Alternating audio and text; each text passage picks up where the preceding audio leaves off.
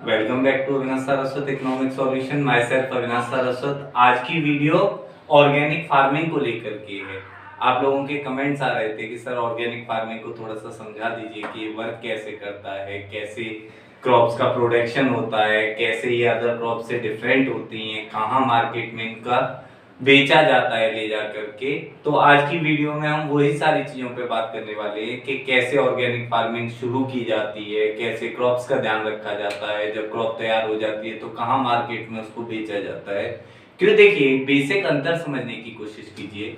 जहां हम normal farming करते हैं वहां प्रॉफिट परसेंटेज जो रहता है हमारा वो 10 से 15% रहता है। वहीं अगर हम ऑर्गेनिक फार्मिंग अगर करते हैं तो कई बार ये प्रॉफिट परसेंट हमें 70 to 75% भी देखने को मिलता है। तो सोचिए कितना अंतर है। यहाँ 10 से 15% का प्रॉफिट देखने को मिल रहा है हमें, वहीं यहाँ 70 से 75% का प्रॉफिट देखने को मिल रहा है। तो कुछ तो अंतर होगा भाई, सीधी सी बात है, कुछ डिफरेंस होगा जब भी यहाँ प्रॉफिट परसेंट ज्यादा है। स्पेशली अगर हम नॉर्थ इंडिया की बात करें, अपने रीजन के किसान की, तो यहाँ हम लोगों को ऑर्गेनिक फार्मिंग अभी इतना ज्यादा कल्चर में आया ही नहीं है। लोगों को इतना ज्यादा पता नहीं है ऑर्गेनिक फार्मिंग के बारे में। जो ट्रेडिशनल फार्मिंग चली आ रही है हमारी, हम उसी पर वर्क कर रहे हैं और जो भी हमें मुनाफा हो रहा है उसको लेते हैं। लेकिन हम अगर कोई और ऑर्गेनिक फार्मिंग से 70 to 75% कमा रहा है तो हम क्यों नहीं कमा सकते, जबकि हमारा रीजन तो खेती के देखने से पर्याप्त मात्रा में साधन उपलब्ध है हमारे पास, पर्याप्त मात्रा में मृदा अपरदन है हमारे पास, पर्याप्त मात्रा में और भी जो रिसोर्सेज हैं वो सब अवेलेबल हैं। तो एक बार देखते हैं ऑर्गेनिक फार्मिंग को कि कैसे ऑर्गेनिक फार्मिंग होती है, इसकी जरूरत कैसे पड़ी, वो सारी चीजों को इस वीडियो में हम देखेंगे। देखिए ऑर्गेनिक फार्मिंग कोई नई टर्मिनोलॉजी नहीं है हमारे लिए, लेकिन हम ऑर्गेनिक फार्मिंग के रास्ते से बिछड़ चुके हैं। और आज से पहले अगर हम बात करें 90 से के एरा से पहले की 18 का जो एरा था, उस दौरान हर जगह ऑर्गेनिक फार्मिंग ही होती थी। क्योंकि देखिए पहले समझिए ऑर्गेनिक फार्मिंग है क्या। आज जब हम खेती करते हैं तो उसमें तरीके के फर्टिलाइजर्स यूज करते हैं, कीटनाशक दवाइयों का उपयोग करते हैं। वो सब क्या करते हैं कि हमारे भोजन में मिश्रण पैदा करती हैं, मिलावट पैदा करती हैं, जिससे कि भोजन की जो कैलोरी है वो समुचित उस मात्रा में नहीं रहती जिस मात्रा में रहनी चाहिए। वहीं ऑर्गेनिक फार्मिंग में किसी बाहरी दवा, कीटनाशक और पेस्टिसाइड्स, फर्टिलाइजर, इन सब का उपयोग किए बिना हम क्रॉप का प्रोडक्शन करते हैं। देखिए ये बात है 1960s के एरा की। एक व्यक्ति थे नॉर्मन बोरलॉक, उन्होंने हाइब्रिड सीड का विकास किया।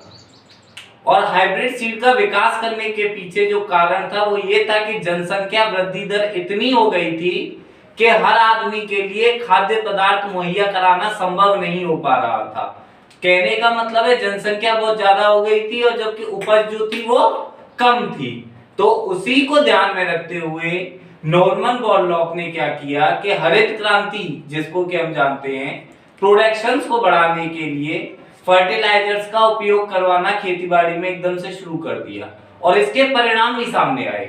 भाई जो प्रोडक्शन था वो एकदम से 200%, 300% बढ़ा। तो उसने जनसंख्या की जो खाद्यान्न समस्या थी उसका तो समाधान किया, लेकिन उसके साथ ही कुछ नेगेटिव चीजें थी जो कि हमारे खाद्यान्न या फार्मिंग सिस्टम में आ गई। सबसे पहली चीज फर्टिलाइजर्स का उपयोग। जितना ज्यादा फर्टिलाइजर्स का हम लोग यूज करते हैं उतना ही ज्यादा क्रॉप प्रोडक्शन होता है, ये तो हम लोग जानते हैं भाई। उतनी ज्यादा फसल में उन्नत होती है जितनी ज्यादा कीटनाशक और फर्टिलाइजर्स का प्रयोग करेंगे हम।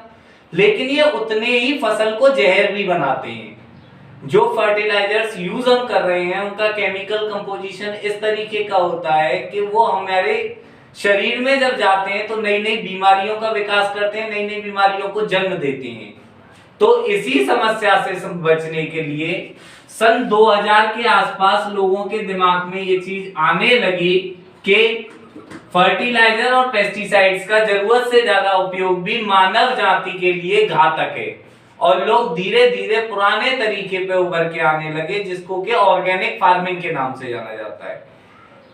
अब एक चीज देखें, अगर ऑर्गेनिक फार्मिंग हमारी समझ में आया कि ऑर्गेनिक फार्मिंग होती क्या है, तो ऑर्गेनिक फार्मिंग अब की कैसे जा सकती है, क्योंकि भाई प्रोडक्शन तो उसी लेवल पर हो रहा है।